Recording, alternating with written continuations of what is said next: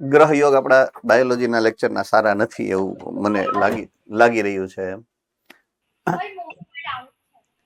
મોકના doubt હોય જેટલા બી તમે તો પ્લીઝ એક લિસ્ટ બનાવી અને તમારા સેન્ટર એડમિનને કહી દેજો, મને મોકલી દે. બીજે દિવસે હું તમને સોલ્વ કરાવી આપીશ, જ્યારે પણ થાય ત્યારે.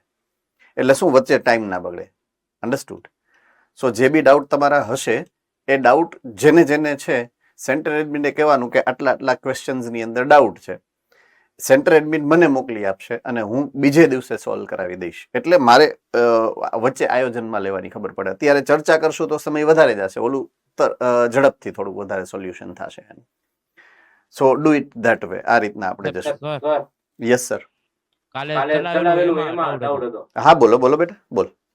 માસ્ટકોટ હિસ્ટેમાઇન ને સેરોટોનિન નો સ્ત્રાવ કરે. 15 માં ચેપ્ટર માં એમ આપેલું છે કે બેઝોફિલ ઈ સ્ત્રાવ કરે. એમાં હિપેરિન, હિસ્ટેમાઇન અને સેરોટોનિન. ઓકે, હવે જ્યારે વાત પ્રતિકારકતાની છે, પ્રતિકારકતા માટે જવાબદાર રસાયણો જે મૂળભૂત રીતે છે એ એન્ટીબોડી છે. એન્ટીબોડી નું પ્રોડક્શન ફક્ત ને ફક્ત એક જ પ્રકારના કોષ કરશે અને એ છે બી કોષો. બરાબર છે? બીજા પ્રકારની જે પ્રતિકારકતા છે એ સામાન્ય પ્રતિકારકતાથી થોડીક ઓછી છે, સહાયક પ્રતિકારકતા છે. એમાંની આ એલર્જી છે કે જે હાઈપર એક સંવેદના કહી શકાય, તીવ્ર સંવેદના કહી શકાય, અને જેના માટે જવાબદાર જે દ્રવ્યો છે, જે કેમિકલની આપણે વાત કરીએ છીએ, સેરેટોનિન છે અથવા તો હિસ્ટેમાઇન છે, તો એ એક જ પ્રકારના કોષ એનો સ્ત્રાવ કરે છે એવો નથી. એટલે બેઝોફિલ પણ કરે છે જ્યારે જરૂર પડે છે ત્યારે. અને જો કોષોની અંદર જશે તો કોષોની સંયોજક પેશી જે આજુબાજુની હશે એ સંયોજક પેશીના કોષો પણ એનો સ્ત્રાવ કરશે. એટલે એ બંને સ્ત્રાવ કરે છે. એટલે બેમાંથી કોઈ પણ તમે ઓપ્શનમાં હશે તો ઓપ્શનમાં બંને સાચા પડી શકે છે. એટલે બંને પ્રકારના કોષોનો એ મૂળભૂત સ્વભાવ છે કે એ આ પ્રકારના રસાયણોનો સ્ત્રાવ કરશે. ઓકે, બીજો કોઈ ડાઉટ છે કોઈને? ઓકે, તો ગઈકાલે આપણે એલર્જી સુધી પહોંચ્યા છીએ. જે રસાયણોનું નામ લીધું, જે એલર્જી માટે, એલર્જીની જે પ્રતિક્રિયા છે એના માટે જવાબદાર છે હિસ્ટેમાઇન કે સેરેટોનિન, એની વાત આપણે ગઈકાલે છેલ્લે આપણે સમજ્યા હતા. એ પછીની જે ઘટના છે એ જેને કહેવાય પ્રતિક્રિયા ઘટના કરતા પણ, બરાબર છે? તો એ પ્રતિક્રિયાને અહીંયા સ્વ પ્રતિકારકતા એવું કીધું છે, સ્વ પ્રતિકારકતા. તો સામાન્ય રીતે કેવું થાય છે કે જ્યારે પણ એન્ટીજન તમારા શરીરમાં જાય તો આપણા શરીરના રોગ પ્રતિકારક તંત્રના કોષો એની પ્રતિક્રિયા આપતા હોય છે. હવે ઘણી વખત મેં તમને કીધું એમ એની ભૂલ થઈ જાય તો એલર્જી થઈ શકે. ભૂલ થાય નાની તો એલર્જી થાય, પણ જ્યારે ગંભીર ભૂલ થાય ને મોટી, ત્યારે આ થાય સ્વ પ્રતિકારકતા. કે એમાં એવું થાય, ઓમાં તો શું હતું, બહારથી એન્ટીજન આવતો હતો અને એ ઓળખવામાં થાપ ખાઈ ગયા. ગંભીર ભૂલમાં કેવું થાય, આપણાને આપણા રસાયણો આપણી જ બોડીમાં બન્યા, આપણા જ કોષોમાંથી બન્યા, તોય એને ઓળખવામાં થાપ ખાઈ ગયા. એટલે મોટી ભૂલ કહેવાય.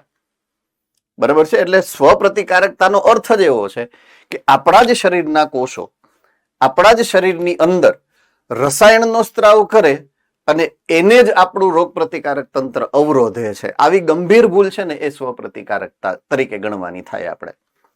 તો ઉચ્ચ કક્ષાના પૃષ્ઠવંશીઓમાં સ્મૃતિ આધારિત ઉપાર્જિત પ્રતિકારકતાનો આધાર સ્વજાત અને પરજાત વચ્ચેનો ભેદ પારખવાની ક્ષમતા ઉપર આધારિત છે. આ વાક્ય લગભગ આ ચેપ્ટરની અંદર 15મી વખત આવ્યું છે. બરાબર છે? એના ઉપરથી આ જે ભેદ પારખવાની ક્ષમતા છે એને ભૂલાઈ જાય. એક્સિડન્ટ થયું અને શોર્ટ ટર્મ મેમરી લોસ થઈ ગયો. અન્ડરસ્ટુડ? એટલે એવું નથી હો કે આપણું એક્સિડન્ટ થાય તો આ થાય, એવું નહીં. આ તો હું મસ્તી મજાકમાં કીધું કે રોગ પ્રતિકારક તંત્રનું એક્સિડન્ટ થયું અને એને ભૂલાઈ ગયું એમ કહું છું. આપણું એક્સિડન્ટ થાય અને આપણે આ રોગ થાય એવું નથી. Please mind it. મિસઅન્ડરસ્ટેન્ડિંગ ન કરતા મારા વર્ડનો. કેટલીક વખત કાં તો જનીનિક ખામી થાય તો, અથવા તો અજ્ઞાત કારણ, એ કારણ ડોક્ટર તારણ ન લગાડી શકે, વૈજ્ઞાનિકો પણ તારણ ન કાઢી શકે કે શું કામ થયું.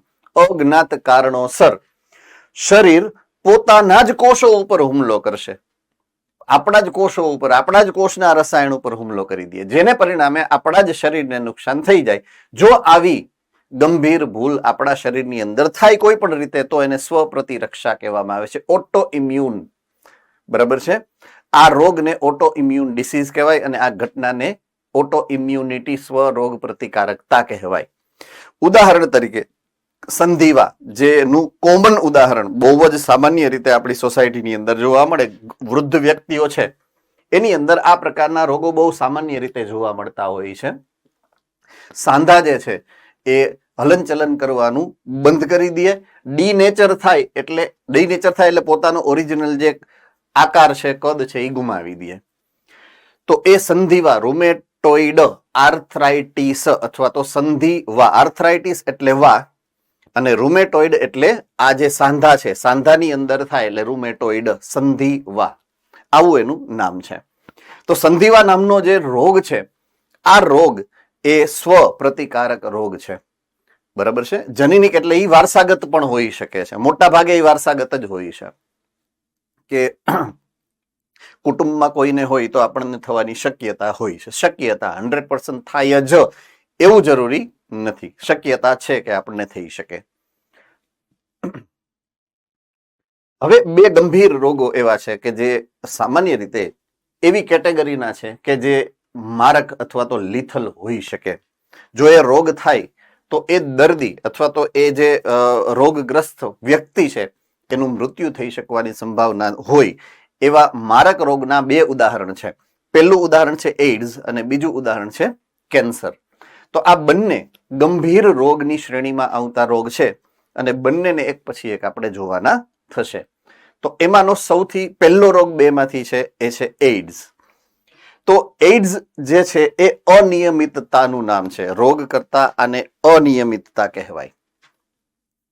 તો આ રોગ અથવા તો આ અનિયમિતતા, એનું જે આ શોર્ટ ફોર્મ છે એઇડ્સ, એનું આખું નામ જો તમે ઇલાબરેટ કરીને જોવો તો એનું નામ છે એક્વાયર્ડ ઇમ્યુનો ડેફિશિયન્સી સિન્ડ્રોમ. આઈ repeat, acquired immuno deficiency syndrome. બરાબર છે. તો એક્વાયર્ડ ઇમ્યુનો ડેફિશિયન્સી સિન્ડ્રોમનો મતલબ, સિન્ડ્રોમ પહેલા તો હું પાછળથી શરૂ કરું છું. સિન્ડ્રોમ એટલે લક્ષણોનો સમૂહ. આઈ રિપીટ, સિન્ડ્રોમ એટલે લક્ષણોનો સમૂહ. તો ઈ લક્ષણો શેના? તો કે ડેફિશિયન્સીના. ડેફિશિયન્સી એટલે ખામી. ડેફિશિયન્સી એટલે ખામી. કોની ખામી? તો કે ઇમ્યુનો. ઇમ્યુનો એટલે તમારું ઇમ્યુન સિસ્ટમ. ઇમ્યુન સિસ્ટમ એટલે તમારા રોગ પ્રતિકારક તંત્રની ખામી છે એ. બરાબર છે.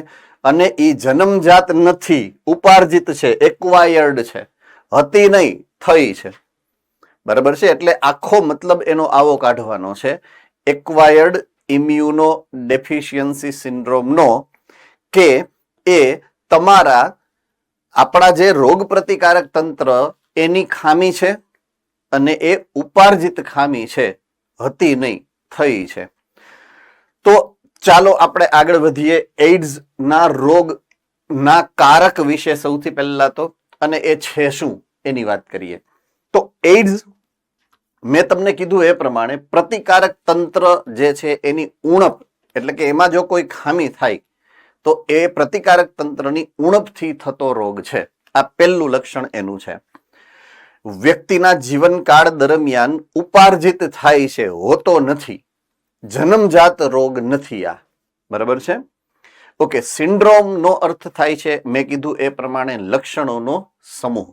ઘણા બધા પ્રકારના લક્ષણો જોવા મળે એની અંદર. કોઈ ચોક્કસ લક્ષણને કારણે તમે એઇડ્સ ઓળખી શકો એવું નથી. એઇડ્સની અંદર ઘણા બધા લક્ષણોના જે છે એ જોવા મળતા હોય છે, અલગ અલગ પ્રકારના. ઓકે. એઇડ્સનું આખું નામ જે છે એ તમે જોયું, એક્વાયર્ડ ઇમ્યુનો ડેફિશિયન્સી વાયરસ. એને અહીંયા આ 2-3 લીટીની અંદર જસ્ટિફાઈ કર્યું કે નામ શું છે. ઓકે. હવે એ શેનાથી થાય છે? તો કે એ એક વાયરસથી થાય છે. એ વાયરસનું નામ છે HIV વાયરસ. HIV વાયરસનો હવે મતલબ કાઢીએ તો H human, I immuno deficiency અને V એટલે વાયરસ. તો HIV નો મતલબ કાઢવાનો છે હ્યુમન, ઇમ્યુનો ડેફિશિયન્સી અને વાયરસ. આ 3 શબ્દો છે. તો હ્યુમન એટલે આપણે મનુષ્યમાં, ઇમ્યુનોડેફિશિયન્સી એટલે પ્રતિકારકતાની ખામી. ઈ કરે એવો વાયરસ. એનો મતલબ જ એવો, એનું નામ જ એમ પાડ્યું છે કે એ એવો વાયરસ છે કે જે મનુષ્યની અંદર પ્રતિકારક તંત્રની ખામી ઉત્પન્ન કરે. એટલે HIV અથવા તો human immunodeficiency virus. Okay, એ જે પ્રકારના વાયરસનો સમૂહ છે, બરાબર છે, તો એ વાયરસનો પ્રકાર છે એનું નામ છે રિટ્રોવાયરસ. બરાબર છે, રિટ્રોવાયરસ. ઓકે, રિટ્રો નો મતલબ તમારે કાઢવાનો છે રિવર્સ ટ્રાન્સક્રિપ્શન. બરાબર છે, શું નામ છે એનું? Reverse transcription.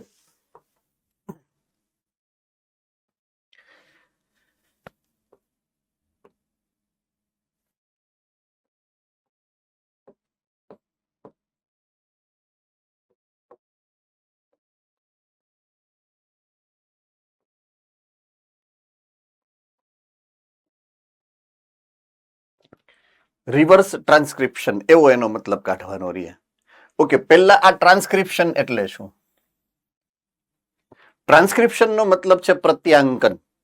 બરાબર છે, ટ્રાન્સક્રિપ્શન નો મતલબ શું છે? પ્રત્યાંકન.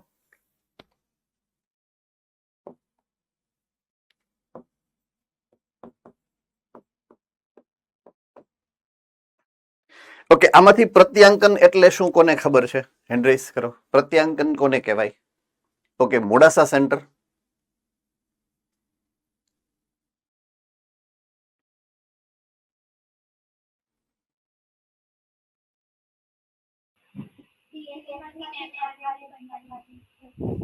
ઓકે, જ્યારે પ્રોટીન સંશ્લેષણની વાત આવે ત્યારે સૌથી પહેલા ડીએનએ એમાંથી આરએનએ બને અને આરએનએ માંથી પ્રોટીન બને. તો જ્યારે ડીએનએ માંથી એમઆરએનએ બનવાની જે ઘટના છે એ ઘટનાને કહેવાય છે પ્રત્યાંકન. બરાબર છે, તો પ્રત્યાંકનમાં ડીએનએ માંથી આરએનએ બને. ઓકે, રિવર્સ નો અર્થ શું થાય ખબર છે? કોને ખબર છે ગુજરાતી રિવર્સ નું? રિવર્સ નું Gujarati? Yes, Modasa.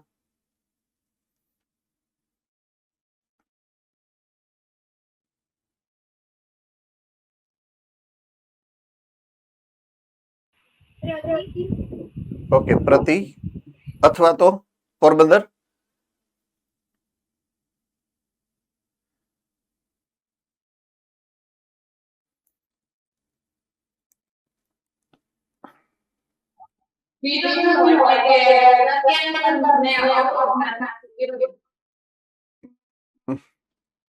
Okay, reverse નો મતલબ થાય ઉલટું,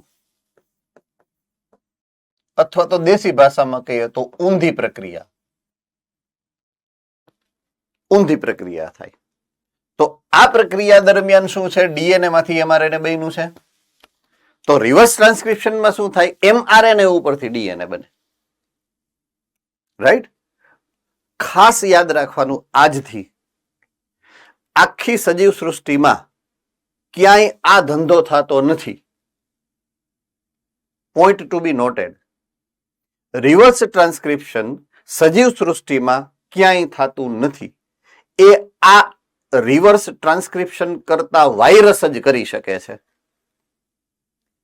એની કેરેક્ટરિસ્ટિક ફીચર છે, એની લાક્ષણિકતા છે. રિટ્રોવાયરસ સિવાય સજીવોમાં કોઈ પણ સજીવ રિવર્સ ટ્રાન્સક્રિપ્શન કરી શકતો નથી. આ યાદ રાખી લેવાનું છે તમારે. જો રિવર્સ ટ્રાન્સક્રિપ્શન થાય તો આ રિટ્રોવાયરસ જ કરી શકે, બાકી કોઈ નહીં. બરાબર છે, એટલે આ વાયરસ એવા છે કે જે પ્રત્યાંકનની પ્રક્રિયા ઊંધી કરી શકે, એટલે ડીએનએ માંથી પણ આરએનએ બનાવી શકે એમ. સોરી, આરએનએ માંથી પણ ઊંધું ડીએનએ બનાવી શકે. યુઝ્યુઅલી ડીએનએ માંથી આરએનએ અને આરએનએ માંથી જ પ્રોટીન બનવાનું હોય. પણ અહીંયા કેવું થાય કે આ વાયરસ આરએનએ માંથી ડીએનએ બનાવે, કારણ કે એની પાસે ડીએનએ છે જ નહીં. આ વાયરસ એવા છે રિટ્રોવાયરસ કે એનું જનીન દ્રવ્ય આરએનએ જ છે. હવે એને પોતાનું જનીન દ્રવ્ય જો આપણા જનીન દ્રવ્યમાં નાખવું હોય તો આપણી પાસે ડીએનએ છે. એટલે એની મજબૂરી છે કે એને ડીએનએ બનાવવું પડે પહેલા. એટલે પોતાનું જે આરએનએ છે, જે પોતાનું આરએનએ છે એની સામે એની મેચિંગ શૃંખલા બનાવે અને એ શૃંખલાને જોડી દેશે એટલે થઈ જશે ડીએનએ. તો એ ડીએનએ નો કટકો આપણા ડીએનએ ના કટકા સાથે મિક્સ કરી દેશે, જોડી દેશે અને એ પ્રત્યાંકન અને જેને કહેવાય ને કે સ્વયં જનન પામી અને બહુગુણન કરી શકવા માટે સક્ષમ બને. એટલે આપણા શરીરમાં જાય, આપણા શરીરના કોષોમાં જાય તો જ એ પ્રજનન કરી શકે. અને એને પ્રજનન કરવા માટે જે કામ કરવું પડે છે એ રિવર્સ ટ્રાન્સક્રિપ્શનનું છે, એવું યાદ રાખવાનું છે આપણે. બરાબર છે? એટલે એ સમૂહના વાયરસને રિટ્રો વાયરસ કહેવાય.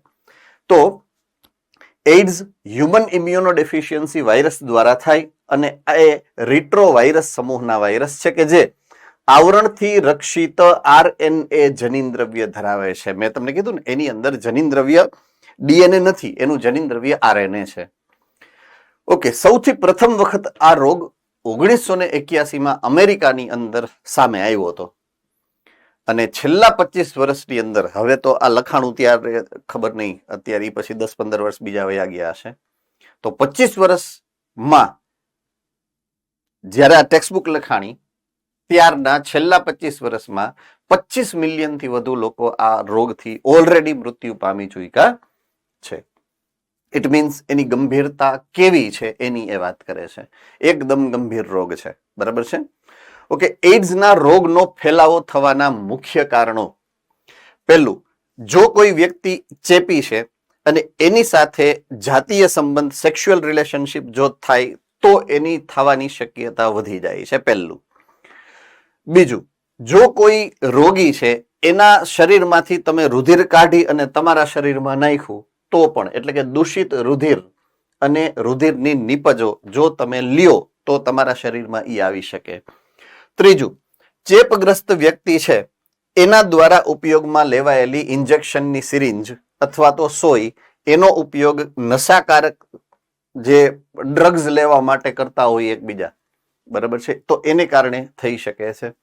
અને સૌથી છેલ્લી શક્યતા કે જો કોઈ માતાને આ એઇડ્સ રોગ છે અને જો એ ગર્ભવતી થાય છે તો એ માતા દ્વારા એના શિશુ, એટલે કે જે બાળક ઉછેરાય છે એના ગર્ભમાં, એને થઈ શકે છે.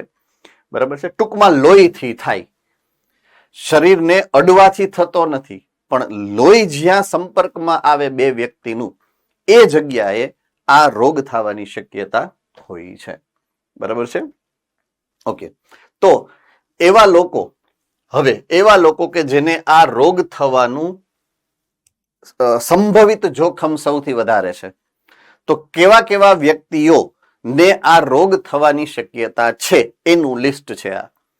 પહેલું, એવા વ્યક્તિઓ કે જે એકથી વધારે વ્યક્તિઓ સાથે જાતીય સંબંધો બાંધતા હોય. બીજું, એવા લોકો કે જેને વારંવાર રુધિરાધાન કરાવવું પડતું હોય, એવા વ્યક્તિઓને થવાની શક્યતા વધી જાય છે. ત્રીજું, નશાકારક વ્યક્તિઓ કે જે ઇન્જેક્શનનો ઉપયોગ નશો કરવા માટે કરે છે, ભૂલથી કદાચ કોઈ એવી રીતના કોઈ એકબીજાની સોય માંગી અને એને થવાની શક્યતા વધી જાય. અને HIV ચેપ ધરાવતી માતા દ્વારા એના બાળકને થવાની શક્યતા વધી જાય. એટલે એવા 4 સમૂહ, ટૂંકમાં આના ઉપરથી જ આવેલું છે. આના ઉપરથી સેમ ટુ સેમ એને અલગ રીતે અહીંયા લખેલું છે, બાકી બેયનો મતલબ ઓલમોસ્ટ સેમ જ છે. બરાબર છે?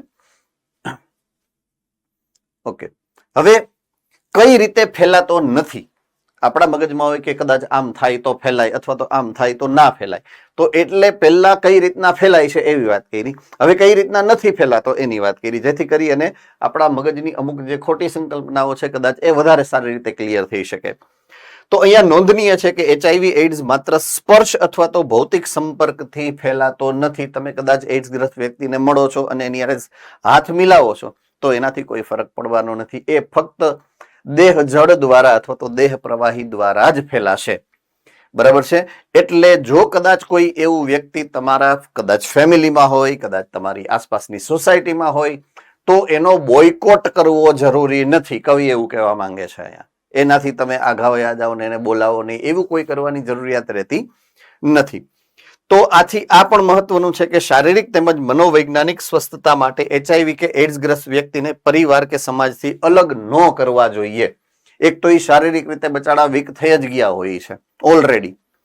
એમાં જો સમૂહ એની આજુબાજુના વ્યક્તિઓ દાખલા તરીકે તો એ પણ એને જો ધકેલે છે કે એને બોલાવતા નથી તો એ માનસિક રીતે પણ નબળા પડી જાય છે. શારીરિક અને માનસિક બે રીતના જ્યારે વ્યક્તિ નબળો પડે છે ત્યારે એનો સંભાળ રાખવો અથવા તો એને હેન્ડલ કરવો થોડોક પ્રમાણમાં વધારે અઘરો પડતો હોય છે. તો એવું કાંઈ ન કરે એટલા માટે થઈ અને આ જાગૃતિ ફેલાવવાની વાત છે. બરાબર છે? ઓકે, હવે એનું ઇન્ક્યુબેશન પીરિયડની વાત છે. ઇન્ક્યુબેશન પીરિયડનો મતલબ એવો થાય છે કે જ્યારે રોગકારક પોઈન્ટ સમજવાનો છે અને યાદ રાખવાનો છે. ઇન્ક્યુબેશન પીરિયડ એવો મેં શબ્દ વાપર્યો છે.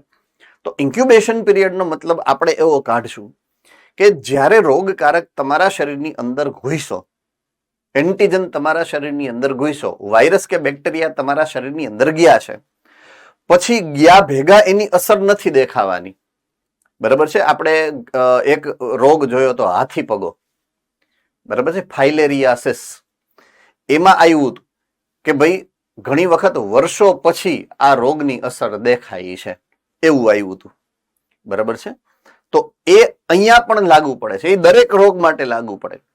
દાખલા તરીકે મેં તમને જ્યારે સામાન્ય શરદીનું ઉદાહરણ આપ્યું હતું ત્યારે પણ સમજાવ્યું હતું કે તમને શરદી થાય છે, બરાબર છે, તો શરદીનું કુલ સમયગાળો એમાં લખેલો છે 3 થી 7 દિવસ.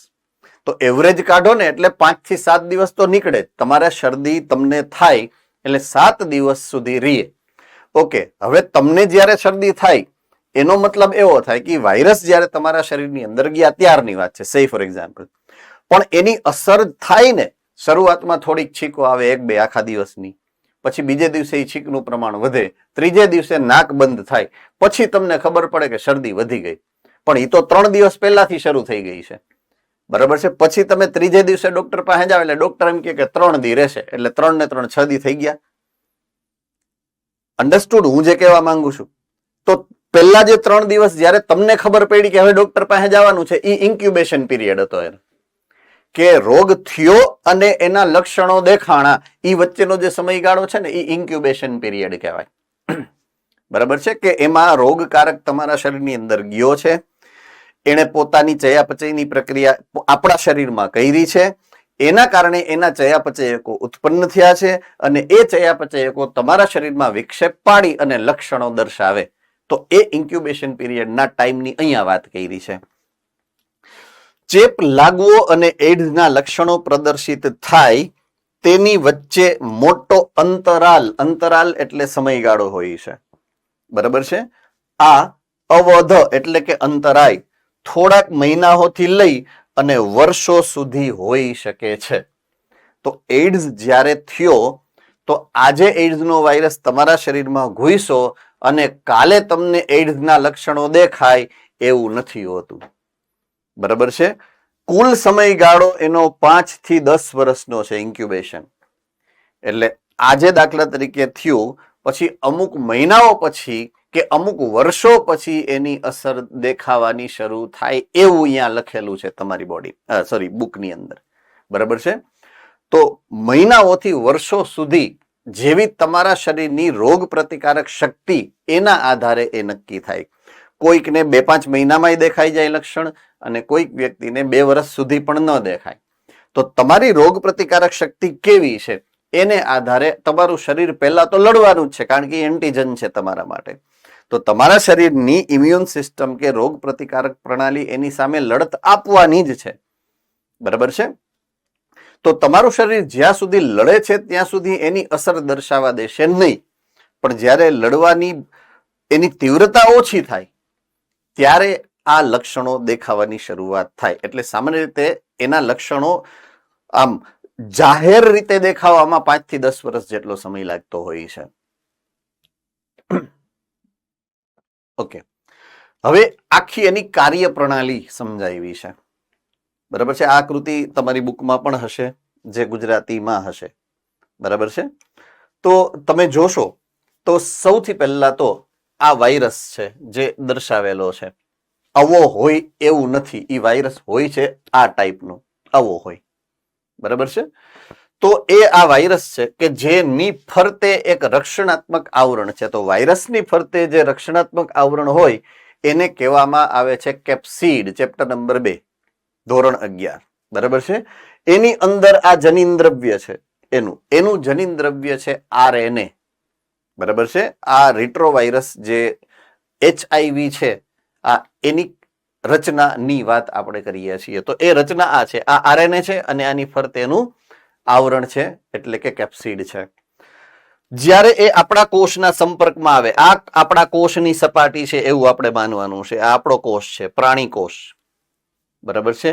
જ્યારે એ એની સપાટીના સંપર્કમાં આવે એટલે આ સપાટી બે એકબીજાના સંપર્કમાં આવી છે. જ્યારે એ બે એકબીજાના સંપર્કમાં આવે ત્યારે આ જે વાયરસ છે વાયરસનું RNA એ પોતે આની આપણા શરીરના કોષની અંદર દાખલ કરી દે છે. તો આ જે અંદર દાખલ થયું એ અહીંયા લખેલું હશે જો તમારી બુકમાં કે વાયરલ RNA એટલે કે વાયરસનું RNA આપણા કોષની અંદર પ્રવેશ કરે છે એવું લખેલું હશે. તો આ RNA છે. કોણ છે? RNA. ઓકે. હવે આના પછીનું જે આ સ્ટેપ છે એમાં રંગ બદલેલો છે. તમારામાં કદાચ બ્લેક એન્ડ વ્હાઇટ હશે એટલે બદલેલો હોય એવું દેખાશે નહીં. એટલે આના ઉપરથી એની બીજી પૂરક શૃંખલા તૈયાર થાય. એના સાથે જોડાવા માટે એક પૂરક શૃંખલા બને. આ RNA છે. RNA જેવી જ બીજી પૂરક શૃંખલા બને, બીજું RNA બને. બરાબર છે. અને પછી એ બે RNA શૃંખલા એકબીજા હારે જોડાઈ જાય એટલે પછી બનશે DNA.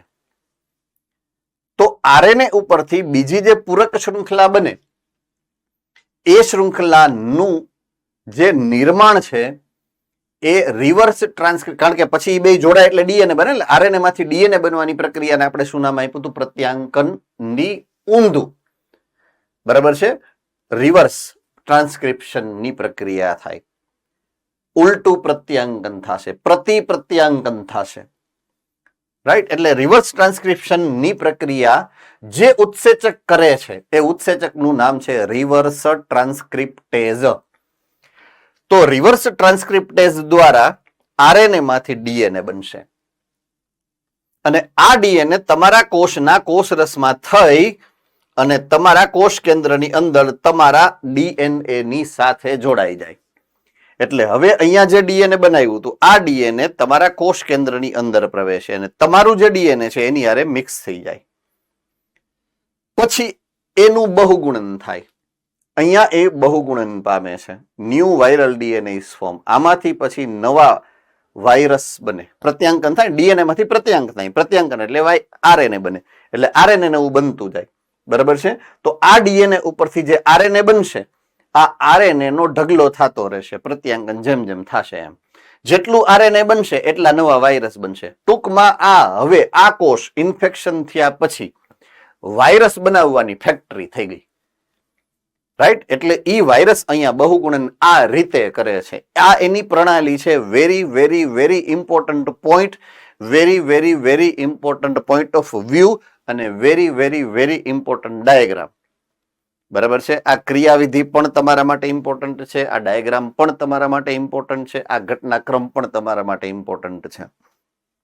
તો એ આખી વસ્તુને અહીંયા એક્સપ્લેન કરેલી છે કે HIV નો વ્યક્તિ એના શરીરમાં જ્યારે HIV પ્રવેશે, HIV જ્યારે શરીર તંદુરસ્ત વ્યક્તિના શરીરમાં પ્રવેશે, આ વાયરસ ક્યાં જાય છે? સૌથી પહેલા ટાર્ગેટ કોને કરે? બરાબર છે. એનો ટાર્ગેટ ઓર્ગન કોણ? તો કે એનો ટાર્ગેટ ઓર્ગન નથી, ટિશ્યુ છે, રુધિર. બરાબર છે. રુધિરની અંદર રહેલા ભક્ષક કોષો, ખાસ કરીને બૃહદ કોષોને એ ટાર્ગેટ કરે. મેક્રોફેજ, બૃહદ કોષોને. બરાબર છે. એટલે સૌથી પહેલું ટાર્ગેટ એનું રુધિરના બૃહદ કોષો છે. તો રુધિરમાં બૃહદ કોષો છે એ શ્વેત કોષો છે, WBC. શ્વેત કોષો રુધિરની અંદર જે રહેલા છે એ તમારા રોગ પ્રતિકારક તંત્રની પ્રણાલીના ભાગ છે. આઈ રિપીટ, જેટલા પણ શ્વેત કણો છે તમારા શરીરની અંદર રુધિરમાં એ બધા જ તમારા રોગ પ્રતિકારક તંત્રની પ્રણાલીના ભાગ છે. તો ટાર્ગેટ કોણ થયું? રોગ પ્રતિકારક તંત્ર. કઈ પેશી? તો કે રુધિર પેશી. કયા કોષો? તો કે પહેલો કોષ બૃહદ કોષ. બરાબર છે, બૃહદ કોષમાં પ્રવેશે. બૃહદ કોષની અંદર આ ઘટના જે તમને સમજાવી એ બધી બને છે. બરાબર છે. અને આરએનએ જનીન દ્રવ્ય રિવર્સ ટ્રાન્સક્રિપ્ટેઝ ઉત્સેચકની મદદથી વાયરલ આરએનએ માંથી વાયરલ ડીએનએ બનાવે. એટલે આકૃતિમાં આ જે છે ઘટક, આ ઘટક વાયરલ આરએનએ છે અને એમાંથી રૂપાંતરિત થયેલ આ ઘટક છે એ છે વાયરલ ડીએનએ. બરાબર. જો આકૃતિ એમનેમ ખાલી નામ નિર્દેશન માટે પૂછે, ખાલી જગ્યા કરીને કે અહીંયા શું આવે, તો આ વાયરલ આરએનએ છે, આ વાયરલ ડીએનએ છે. આ વાયરલ ડીએનએ તમારા કોષના જનીનના ડીએનએમાં પ્રવેશે અને એમાંથી જે પ્રત્યાંકન પામીને બહાર નીકળે એ આરએનએ. એટલે આ નવું સંશ્લેષિત વાયરલ આરએનએ છે, નવું સંશ્લેષિત વાયરસ આરએનએ જે તમારા કોષના કોષ કેન્દ્રમાં બનશે એવું. ઓકે, આખી પ્રક્રિયાને સ્ટેપ વાઇઝ રજૂ કરેલી છે કે HIV નું જીવન ચક્ર તમારા શરીરની અંદર કઈ રીતે આખા સ્ટેપ વાઇઝ જેને કહેવાય કે જોવા મળે છે. તો HIV નું જીવન ચક્ર, તો HIV વ્યક્તિની જ્યારે અંદર ઘૂસે છે ત્યારે સૌથી પહેલા તો મેં તમને કીધું એ પ્રમાણે મેક્રોફેજ, રુધિરની અંદર રહેલા મેક્રોફેજ એટલે કે બૃહદ ભક્ષક કોષો છે એની અંદર એ પ્રવેશ કરે છે. એ ઘટના આપણે હમણાં આની પહેલાની સ્લાઇડમાં જોઈ. ઓકે, એ બૃહદ કોષોની અંદર જે ઘટના બને છે એ ઘટના વાયરસનું આરએનએ જનીન દ્રવ્ય રિવર્સ ટ્રાન્સક્રિપ્ટેઝ ઉત્સેચકની મદદથી વાયરલ ડીએનએ માં સ્વયંજનન પામે. એટલે વાયરલ આરએનએ માંથી વાયરલ ડીએનએ બને. બરાબર છે. આ ઘટના આપણે સમજી. આ વાયરલ ડીએનએ હવે યજમાન કોષોના ડીએનએ ની અંદર દાખલ થાય એટલે તમારા કોષના બૃહદ કોષના કોષ કેન્દ્રમાં ઘૂસી જાય. યજમાન કોષમાં વાયરસના અણુઓ એકમાંથી જે ડીએનએ માંથી નવું જે ટ્રાન્સક્રિપ્શન થાય અને આરએનએ બને, એ આરએનએ જેટલા બને એટલા નવા વાયરસ બને. એટલે કે મેક્રોફેજ HIV ના કારખાના તરીકે વર્તશે. એટલે મેક્રોફેજમાંથી નવા વાયરસ બને, વાયરસના બચ્ચા આવે ટૂંકમાં કેટલાય, જેટલું ટ્રાન્સક્રિપ્શન થાય એટલા નવા વાયરસ બને. રેડી? તો આ પહેલી ઘટના જે આપણે આની પહેલાની સ્લાઇડમાં જોઈ એ આખી. હવે મેક્રોફેજ જે નવા વાયરસ બનશે, મીન્સ જે વાયરસનો જન્મ તમારા શરીરની અંદર થયો, તમારા રુધિરના મેક્રોફેજ એટલે બૃહદ કોષો દ્વારા થયો, એ હવે એના પછીના સ્ટેપમાં, એના પછીના ટાર્ગેટ કોષોની અંદર જાય. એ ટાર્ગેટ કોષોનું નામ છે મદદ કરતા લસિકા કોષો, ટી. ટી લસિકા કોષોના બે પ્રકાર હતા, એક મારક ટી કોષો અને એક મદદ કરતા ટી કોષો. તો હેલ્પર ટી કોષ અથવા તો મદદ કરતા ટી કોષની એ ટાર્ગેટ કરશે. કોણ ટાર્ગેટ કરશે? ઓલા મેક્રોફેજમાંથી જે બચ્ચા નીકળ્યા ને વાયરસના, ઈ. બરાબર છે. અને એ મદદ કરતા ટી લસિકા કોષમાં પ્રવેશે અને જે ધંધો મેક્રોફેજમાં થયો એ સેમ ટુ સેમ ધંધો એ આની અંદર કરશે. તો ત્યાં એ સ્વયંજનન પામે અને વાયરસની સંતતિઓ સર્જે. જે આમાં થયું આ ઘટના, એ વસ્તુ હવે આ કોષોની અંદર થાય. એટલે અહીંયા પણ વાયરસની સંતતિઓ સર્જે. ઈ જે બહાર નીકળે એ અન્ય ટી સેલ ઉપર ઘૂસે. બરાબર છે? અન્ય ટી કોષો ઉપર ઘૂસે અને વ્યક્તિના શરીરમાં મદદ કરતા ટી કોષોની સંખ્યા ક્રમિક રીતે ઘટતી જાય. રોગ પ્રતિકારક તંત્ર સાવ નબળું પડી જાય, કારણ કે એ જ સૌથી પહેલા હથિયાર છે. મદદ કરતા ટી કોષો અને મારક ટી કોષો એ જ તમારા રુધિરમાં ફરે છે. મેં તમને આની પહેલા પણ વાત કરી છે કે જ્યારે કોઈ એન્ટીજન બહારથી આવે એટલે સૌથી પહેલી ફાઇટિંગ એની ટી કોષો સાથે છે. બી કોષો તો લસિકા ગ્રંથિઓની અંદર પુરાઈ ગયેલા છે. બરાબર છે? એને તો બોલાવા જવા પડે. બોલાવા જાય છે કોણ? તો કે આ ટી કોષો, મદદ કરતા ટી કોષો. મદદ કરતા ટી કોષોને તો આપણે હવે અહીંયા મારી નાખ્યા છે. એટલે ઓલા બી કોષોનું જે એન્ટીબોડી જે બનાવવાનું કામ છે, સંશ્લેષણ કરીને સ્ત્રાવ કરવાનું કામ છે, એ બધું અટકાવી દે. શું કામ? કારણ કે એ થાય જ નહીં. ટી કોષો જ વયા ગયા એ કામ કરતા થાય. બરાબર છે? એટલે જેમ જેમ એ થાય એમ એમ વ્યક્તિનું રોગ પ્રતિકારક તંત્ર જે છે એ નબળું પડતું જાય. તો આ રીતે જોવા જઈએ તો રોગ પ્રતિકારક તંત્રને નબળી પાડતી આ ખામી છે. આ રીતે એ નબળી પાડે છે. આખી ક્રિયાવિધિ જે છે એ અહીંયા સમજાવેલી છે. બરાબર છે. આ 8 સ્ટેપની અંદર 10 સ્ટેપની અંદર ઇનફેક્ટ નોટ 8 એકચ્યુઅલી સ્ટાર્ટ અહીંયાથી આપણે કરીએ પણ અહીંયાથી કરીએ તો આ બે એવા છે સ્ટેપ કે આ પ્રવેશથી લઈ અને અંત સુધીની વાત છે. સ્ટેપ એકચ્યુઅલમાં 8 જ છે પણ આ સ્ટેપ શરૂઆતથી ગઈ અને આ છેલ્લો અંતને ગણો એટલે 10 સ્ટેપની આખી ઓમ ટોટલ પ્રક્રિયા થઈ અહીંયા દર્શાવેલી છે એમ. બરાબર છે.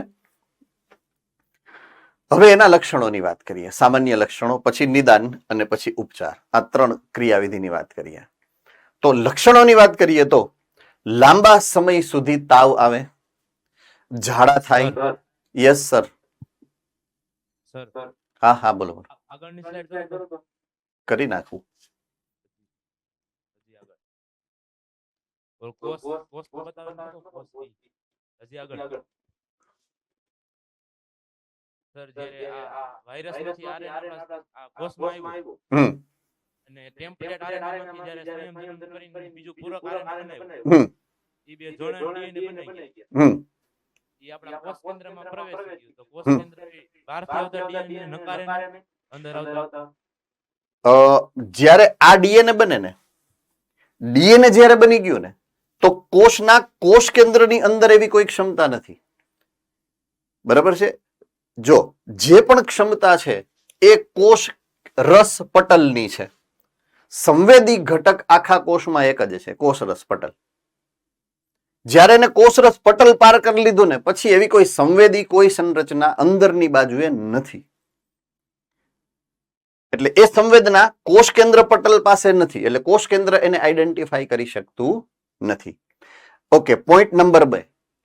એને જ્યારે આરએનએ માંથી ડીએનએ બનાવ્યું ને ત્યારે ડીએનએ ની ઈ સંરચના જ એવી બનાવશે. દાખલા તરીકે મારે કોકના ઘરમાં ચોરી કરવા જાવી છે તો દિવસે બધા જાગતા હોય ત્યારે થોડો જાય છે એમ, અથવા તો એ જેવા હશે એ પ્રકારના મને ન ઓળખી શકે એવું સ્વરૂપ ધારણ કરીને જઈશ ને. એટલે જ્યારે આ વાયરલ આરએનએ માંથી વાયરલ ડીએનએ બનશે ને ત્યારે ડીએનએ આપણા ડીએનએ જેવું જ સમાંગ સંરચના બનાવતું ડીએનએ બનતું હોય છે. એટલા માટે એ આઈડેન્ટિફાઈ થતું નથી. બીજું, આ પ્રવેશ કરવા માટે પણ મેં એવું કહી દીધું કે આની અંદરથી આની અંદર વહી જાય એવું સરળ આ ઘટનાક્રમ નથી. બીકોઝ જેવી સંરચના આ કોષરસ પટલમાં છે એવી જ સંરચના કોષ કેન્દ્ર પટલમાં છે કે ભાઈ એમાં સૂક્ષ્મ છિદ્રો છે. આ સૂક્ષ્મ છિદ્રોમાં પણ વાહક અણુઓ છે પ્રોટીનના. બરાબર છે. એ વાહક અણુમાંથી જ્યારે ડીએનએ કે કોઈ પણ મોલેક્યુલ, ડીએનએ એક જ નહીં કોઈ પણ મોલેક્યુલને જ્યારે એની અંદર જવું છે ને તો એની સંગતતાની ચકાસણી તો થશે જ. બરાબર છે. એટલે એ સંગતતા જે પ્રકારના અણુ દ્વારા થશે એ પ્રકારનો અણુ અહીંયા બની જતો હોય છે એકચ્યુઅલમાં. કારણ કે આ એક જ વાયરસ છે અને એ વાયરસની અંદર એના જે જનીનો છે જે બને છે નવા, આઈ મીન એનું જનીન દ્રવ્ય તો આરએનએ છે. આરએનએ માંથી ડીએનએ બને ને ત્યારે એની પાસે એવી શૃંખલા છે કે એ શૃંખલા એવી સંગતતા ધરાવતી હોય કે જે એના પ્રવેશને સરળ બનાવી દે એવી રીતના એ રૂપાંતરિત થાય છે. એટલા માટે આઈડેન્ટિફાઈ કરવી આપણા કોષના કોષ કેન્દ્ર માટે મુશ્કેલ બની જશે એમ. સંગત બની જાય છે એની સંરચના. રેડી? આમાં કોઈને બીજું કઈ ડાઉટ છે? આરએનએ માં યુરેસિલ ડીએનએ માં થાઇમિન તો બે નો ચાલે ને. મેં ઈ તો કહું છું તમને કે ભાઈ મોડિફાઈ કરે છે એટલે યુરાસિલ ને કાઢી નાખે, યુરાસિલ ની જગ્યાએ વિસ્થાપિત કરી દે થાઇમિન ને. હું એ જ કહું છું કે મારે જયારે ચોરી કરવા જવાનું હોય ત્યારે હું કઈ મારા જે રેગ્યુલર કપડા છે એ પહેરીને જાઉં તો થોડું હાલશે. મારે એવા જ કપડા પહેરવા પડે ને કે ઓળખાવ નહીં એમ. અને ઈ તને ખબર પડે છે કે આરએનએમાં યુરાસિલ હોય તો હું ઈ વાયરસ ને નહીં ખબર હોય કે આરએનએમાં યુરાસિલ હોય, મારે ડીએનએ માં જવું છે તો મારે આ યુરાસિલ ને વિસ્થાપિત કરીને મારે થાઇમિન નાખી દેવો પડે એમાં. સો ઈ થઈ જ જાય. મેં કીધું એમ અહીંયાથી જયારે ઈ આ બનાવશે કે અહીંયાથી અહીંયા જવા માટે તૈયાર થશે ને ત્યારે મોડિફાઈ થઈ જાય છે. મોડિફાઈ થઈ જાય છે એટલે રૂપાંતરિત થઈ જાય છે. એને જે બી નેસેસરી ચેન્જ કરવાના છે એ કરી નાખે છે. કહેવાનો મતલબ એ છે. એનો સૌથી પહેલી જરૂરિયાત જ એ છે કે યુરાસિલ કાઢી અને થાઇમિન નાખે તો જ ડીએનએ થાય. હું જ્યારે એમ કહું છું કે આરએનએ માંથી ડીએનએ બન્યો એનો મતલબ જ છે કે એમાં યુરાસિલ નથી, એમાં થાઇમિન આવી ગયું છે. રેડી? એની અધર ડાઉટ? Okay fine. પાછો જ્યાં હતો ત્યાં આવી જાઉં છું. યસ, હું એની લક્ષણોની વાત કરતો તો કે લાંબા સમય સુધી તાવ આવવો, બીજું ઝાડા થવા, ત્રીજું સતત ક્રમિક રીતે એક ધારો કે આજે 50 કિલો અને કાલે 45 કિલો, એમ નહીં, ક્રમિક રીતે ધીમે ધીમે સતત વજન ઘટવો. પણ એ વજન ઘટવાની જે સમસ્યા છે એનું સરેરાશ જે સ્પીડ છે એ વધારે હોય, બરાબર છે, ઝડપથી વજન ઘટવા માંડે પણ સરેરાશ એક ધારો વજન ઘટે. એમ મદદ કરતા ટી લસિકા કોષોની સંખ્યા કેટલી બધી વધેલી હોય, એ કેટલી બધી ઘટવા માંડે.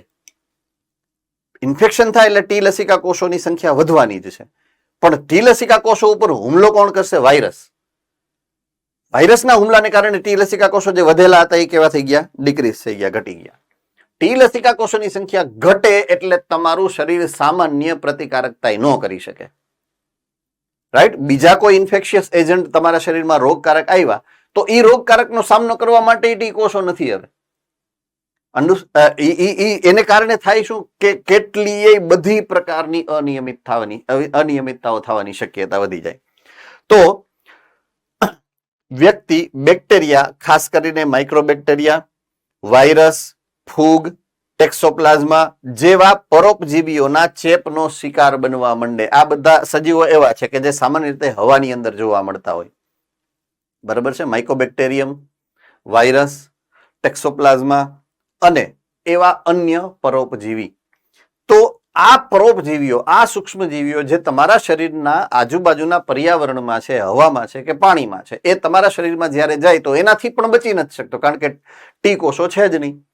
તો રોગીની પ્રતિકારકતા એટલી બધી ઘટી જાય કે આ ચેપથી, સામાન્ય ચેપથી પણ એ પોતાની સુરક્ષા કરી શકતો નથી, બરાબર છે. ઇવન તમારા શરીરમાં જો આ ડાયાબિટીસ હોય, એઇડ્સ હોય, એમાં આ નાના મોટા રોગ થાય ને તો એ રોગનું હિલિંગ એટલે કે હાજુ થવાની પ્રક્રિયામાં વિક્ષેપ પડતો હોય છે. તમને ખબર હશે, ડાયાબિટીસમાં એવું થાય કે ઘા પડી ગયો હોય તો અહીંયા હળી જાય, બરાબર છે. તો એવી ઘટના આવા મોટા રોગોની અંદર સામાન્ય રીતે બનતી હોય છે. તો અહીંયા એ રોગ પ્રતિકારકતા ઉપર જ અસર થાય છે, એટલે સામાન્ય રોગ પ્રતિકારકતા છે એ પણ ઘટી જાય છે. ઓકે, હવે જ્યારે સંભવિત લક્ષણો કોઈ વ્યક્તિની અંદર જોવા મળતા હોય તો એ જ્યારે શંકા ડોક્ટરને જાય છે કે આને વ્યક્તિને એઇડ્સ હોઈ શકે છે, ત્યારે એ પુરવાર કરવા માટે, સાબિત કરવા માટે, જે નિદાન કરવા માટે જે કસોટી કરવામાં આવે છે, એ કસોટીનું નામ છે એલાઇઝા કસોટી. આખું નામ છે એન્ઝાઇમ લિંક્ડ ઇમ્યુનો સોર્બન્ટ એસ્સે, બરાબર છે. તો એલાઇઝા નામની એક ટેસ્ટ આવે છે અને એ એન્ટીજન એન્ટીબોડી રિએક્શન ઉપર આધારિત પરીક્ષા, આખી ટેસ્ટ છે. ટેસ્ટ એટલે ઓમ પરીક્ષા નહીં, પરીક્ષણ છે, બરાબર છે. તો જ્યારે રુધિરના નમૂનાને લઈ અને લેબોરેટરીની અંદર અલગ અલગ પ્રકારના એન્ટીબોડીઝ જે છે એ ભરેલી ટ્યુબ્સ હોય, નાની મોટી છે, એની અંદર બધાયમાં થોડુંક થોડુંક રુધિર નાખે છે. જે પ્રકારના એન્ટીજન્સ હશે એ પ્રકારના એન્ટીબોડીની સાથે પ્રક્રિયા કરી અને ચોક્કસ પ્રકારનો રંગ ઉત્પન્ન કરે. આટલું બધું તમને કોઈ પૂછવાનું નથી, પણ આ જે આપેલું છે એ હું તમને સમજાવું છું. એટલે એન્ટીજન અને એન્ટીબોડી એની આ કસોટી છે, બરાબર છે, એલાઇઝા ટેસ્ટ. એટલે એનું આખું નામ છે એન્ઝાઇમ લિંક્ડ ઇમ્યુનો સોર્બન્ટ એસ્સે, બરાબર છે. તો એ આ સિદ્ધાંત ઉપર કામ કરે. આપણે ખાલી નામ જ આપ્યું છે, નામથી વધારે એની ક્રિયાવિધિ ને આપણે કઈ લાગતું વળગતું નથી અત્યારે, બરાબર છે. ઓકે, હવે છે એનો ઉપચાર. જો એઇડ્સ થયો છે તો આમ જોવા જઈએ તો રિટ્રોવાયરસની આપણે દવા શોધી શક્યા નથી હજુ સુધી. આપણી સામાન્ય શરદી છે એ રિટ્રોવાયરસ જ છે. જે રિહનો વાયરસ તમે સમજ્યા, સામાન્ય શરદી જેને કારણે થાય છે રિહનો વાયરસ, એ પણ રિટ્રોવાયરસ પ્રકારનો અથવા તો એ સમૂહનો વાયરસ. હમણાં જે કોરોનાની વાત આવી હતી, તો કોરોનાની જે છે એ જે વાયરસ છે એ પણ એ જ સમૂહનો છે, રિટ્રોવાયરસ સમૂહનો. તો આપણે એવી કોઈ દવા નથી શોધી શક્યા કે જે એ વાયરસને અટકાવે છે. તમને જે રસી આપી છે એ તમારા શરીરમાં એ એન્ટીજનની આપી છે, જેથી તમારું શરીર એન્ટીબોડી બનાવતું, ઇન્ટરફેરોન બનાવતું થઈ જાય, બરાબર છે. બાકી વાયરસને મારવા માટેની દવા હજી સુધી આપણે નથી બનાવી શક્યા. કોરોનાને મારવા માટે, સામાન્ય શરદી મારવા માટે કે એઇડ્સના વાયરસને મારવા માટેની દવા હજી આપણે સુધી બનાવી શક્યા નથી. એન્ટી રિટ્રોવાયરસ ઔષધો દ્વારા એઇડ્સનો ઉપચાર અહીંયા લખ્યું છે એ પ્રમાણે આંશિક રીતે થઈ શકે. આંશિક રીતે એટલે પૂરેપૂરો નહીં, કારણ કે આપણે મેં કીધું એમ પૂરેપૂરું આપણે એને અટકાવી શકતા જ નથી. તો એન્ટી રિટ્રોવાયરસ ઔષધો એટલે કે રિટ્રોવાયરસ તમારા શરીરમાં ઘૂસે ને જે સ્પીડ એ વધવો જોઈએ એની સ્પીડ નહીં ઘટાડી દે, તીવ્રતાને જ ઘટાડી શકે. એનાથી વધારે અસર કોઈ એની થતી, એટલે આંશિક રીતે એનો ઉપચાર તમે કરી શકો. જે વ્યક્તિ 5 વર્ષે મરવાનો હોય એ કદાચ 10 વર્ષે કે 15 વર્ષે મરે દવાથી, બાકી મરતો તો તમે અટકાવી જ ન શકો જ્યારે એઇડ્સ થઈ ગયો છે ત્યારે. બરાબર છે. આ દવાઓ રોગીના સંભવિત મૃત્યુને ટાળી શકે છે. મેં કીધું એમ 1 વર્ષ પહેલા જે થયો હોય અને કુલ સમયગાળો અહીંયા 10 વર્ષનો લખેલો કે 5 થી 10 વર્ષ લાગે જીવનચક્ર આખું પૂરું કરતા, તો 10 વર્ષમાં મૃત્યુ થવાનું ફિક્સ છે. હવે પહેલા જ વર્ષે ખબર પડી ગઈ કે એઇડ્સ છે તો અને એ દવા શરૂ કરી નાખે તો જે 10 વર્ષે મરવાનો હતો એ 15 વર્ષે મરે. બરાબર છે. મૃત્યુને તમે 5 વર્ષ ટાળી શક્યા છો, તમારી ઉંમર 5 વર્ષ વધારી શક્યા છો, પણ મૃત્યુ થવું એ અનિવાર્ય છે. થશે ને થશે, કારણ કે એ રિટ્રોવાયરસ છે. વાયરસ મરવાનો જ નથી, એકવાર શરીરમાં ઘૂસ્યો એટલે પૂરું થઈ ગયું. બરાબર છે. એટલે ઉપચાર કરવા માટે એક જ આપણી પાસે સિસ્ટમ છે, એન્ટી રિટ્રોવાયરલ ડ્રગ્સ, દવાઓ. પણ એ થોડા ઘણા અંશે તમને ખાલી અમુક મર્યાદાની અંદર આંશિક રીતે મદદ કરે છે. મૃત્યુને ટાળી શકાતું નથી, મૃત્યુને પરમેનન્ટલી ટાળી નથી શકાતું. અમુક સમય માટે તમે એને લંબાવી શકો છો. અનિવાર્ય છે એટલે મૃત્યુ તો થવાનું જ છે જે તે વ્યક્તિનું.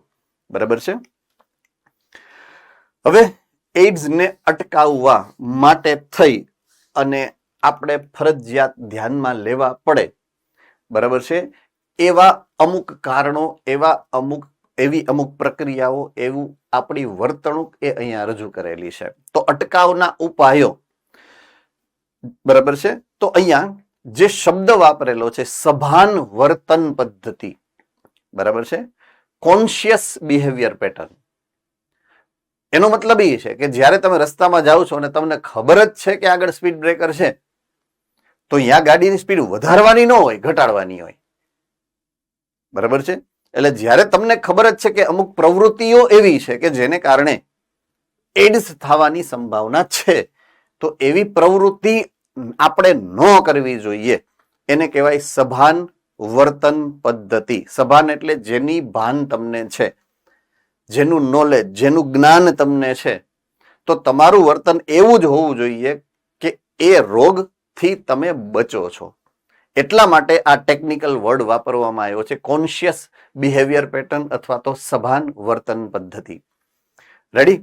તો આપણા દેશની અંદર આમ જોવા જઈએ તો રાષ્ટ્રીય એઇડ્સ નિયંત્રણ સંસ્થાન એટલે કે national AIDS control organisation, NACO, NACO, એ સૌથી વધારે કામ કરે છે. સૌથી મોટામાં મોટું અને ખૂબ જેને કહેવાય ને કે સભાનતા ફેલાવાનું કામ કરે છે. તો અન્ય બિન સરકારી સંસ્થાઓ એટલે કે નોન ગવર્મેન્ટલ ઓર્ગેનાઇઝેશન, NGO પણ લોકોને એઇડ્સની જાગૃતિ અપાવવા માટે કામ કરે છે સતત અને મોટા પ્રમાણમાં. આ ઉપરાંત જ્યારે આપણે ઇન્ટરનેશનલ લેવલની વાત કરીએ તો WHO, વર્લ્ડ હેલ્થ ઓર્ગેનાઇઝેશન પણ HIV ના ચેપના ફેલાવાના અટકાવવા માટે કેટલા બધા સંખ્યાબંધ કાર્યક્રમો યોજે છે. તો ભારતની અંદર ભારતીય સંસ્થા નાકો પ્લસ ઘણા બધા NGOs, આ ઉપરાંત ઇન્ટરનેશનલ સંસ્થા WHO પણ આ ત્રણેય ઇનફેક્ટ મળી અને HIV બને ત્યાં સુધી ઓછા ફેલાય એ પ્રકારની વ્યવસ્થા, જનજાગૃતિ ફેલાય એ પ્રકારના કાર્યક્રમો યોજતા હોય છે. તો એઇડ્સને અટકાવવાના ઉપાયોનું લિસ્ટ અહીંયા આ લોકો જે કરે છે કામ એની આખી યાદી અહીંયા, અથવા તો લોકોને જે જાગૃત કરે છે એ કયા કયા પોઈન્ટ ઉપર જાગૃત કરે છે એ અહીંયા છે. તો પહેલી શરૂઆત અહીંયાથી કરું. લોકોને HIV વિશે પહેલા તો માહિતગાર કરે. બરાબર છે. સોસાયટીઓમાં જાય, સ્કૂલોમાં જાય, કોલેજીસમાં જાય, બધે જઈ અને લોકોને એનાથી માહિતગાર કરે કે આ રોગ, આ વાયરસ આ રીતના થાય, આવી અસર છે વગેરે. બીજું, સાર્વજનિક અને ખાનગી હોસ્પિટલ અથવા તો દવાખાનામાં ડિસ્પોઝેબલ સોય અને સિરિંજનો ઉપયોગ થાય તેવી વ્યવસ્થા કરવી પડે આપણે. બરાબર છે?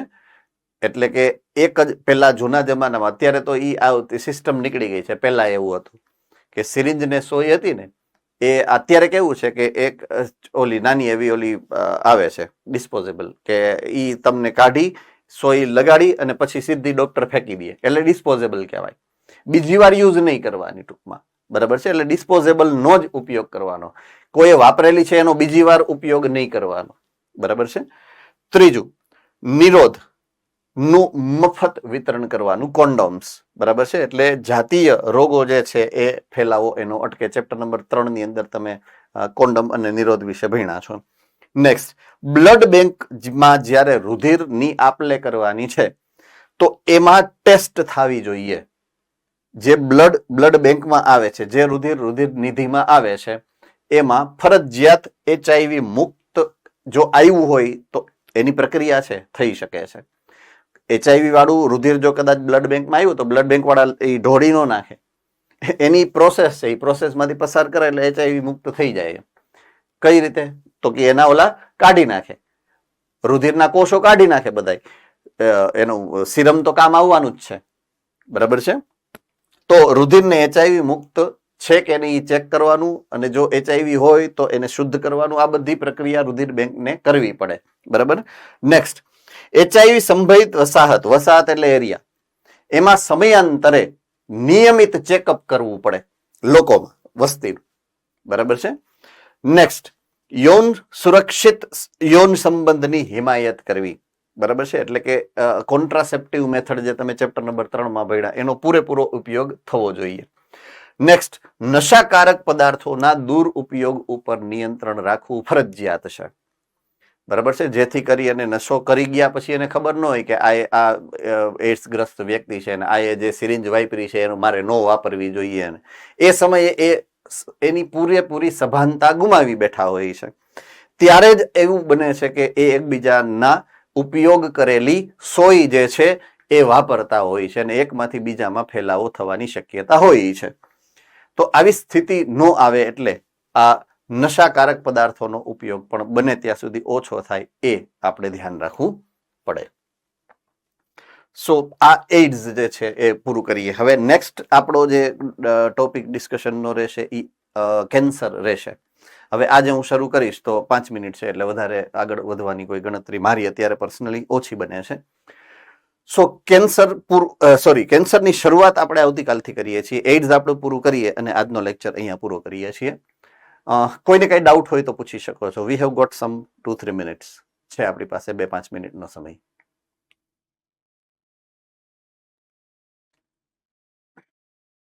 ફાઇન. Yes sir. અવાજ નથી આવતો. હા,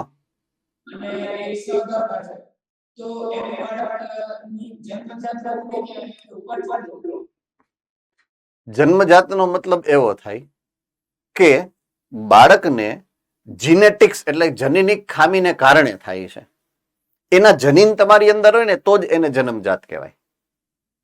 બરાબર છે? આ તો સંક્રમિત છે, સંક્રમણ થયું છે. મધરના એટલે કે માતાના રુધિરમાંથી એને ચેપ મળ્યો છે, સંક્રમણ છે. બરાબર છે? જો જનીન દ્વારા થતો હોય ને તો જ એને જન્મજાત ગણવાનો. જ્યારે પણ શબ્દ આપણે વાપરશું જન્મજાત, એનો મતલબ આપણે આ રીતે જ કરશું કે એ જનીનિક ખામી છે, જનીનમાંથી ન જ મળેલી છે, એવું આપણે અર્થઘટન કરવાનું રહેશે. બરાબર છે? Okay, fine. So have a nice day. Enjoy your break. જમતા આવો.